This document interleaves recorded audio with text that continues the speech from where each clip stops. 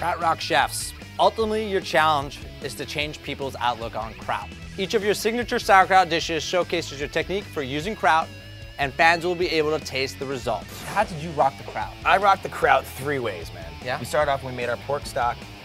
Instead of just deglazing with wine or beer, we deglaze with the kraut juice. When we made our sausage, we put it through the grinder, we ground up the kraut with all the ingredients as well to kind of incorporate into the sausage. And then finally, when we're finishing our sauce, we're mixing the stock and the heavy cream. We threw in a couple handfuls of the sauerkraut to thicken the sauce and give it a little bit of a tanginess to it. Locally produced pork loin, butchered in-house, roasted so the skin gets nice and crispy.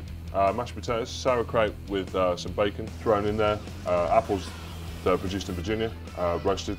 This dish right here speaks sauerkraut. When I think of sauerkraut, like this is kind of what I initially think what a dish should look like. I just did a simple kind of like little chili pork belly taco, but the taco is lettuce, and I did a slaw on top, so it's like a cold slaw. So I just took the sauerkraut, mixed it with some pickled carrots, some red chili, some cilantro leaf, and then topped it off with a little crunch with some peanuts. What I made today is a sauerkraut Scotch egg.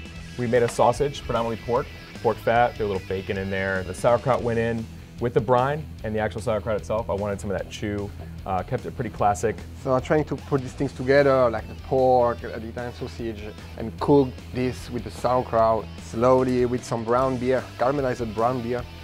Then I decided to make this aumonière, and then I used the juice from the sauerkraut mixed with the mashed potato. So what we did is we pressure cooked Berkshire pork belly with a bag of the sauerkraut with fish sauce and honey. And then that liquid we made the risotto with. But it's kind of like a Chinese congee / risotto, so it's got a lot of bite, but it's still kind of mushy. I know, I just wanted to use sauerkraut in a different way, and one of the things that came up to me was like making like a soup with it. Using caramelized onions as the base, and then caramelizing the kraut, the natural sugars that are in it, and just kind of like caramelizing them together. And then some shredded cheese over here. I mean, look at this thing right here, man.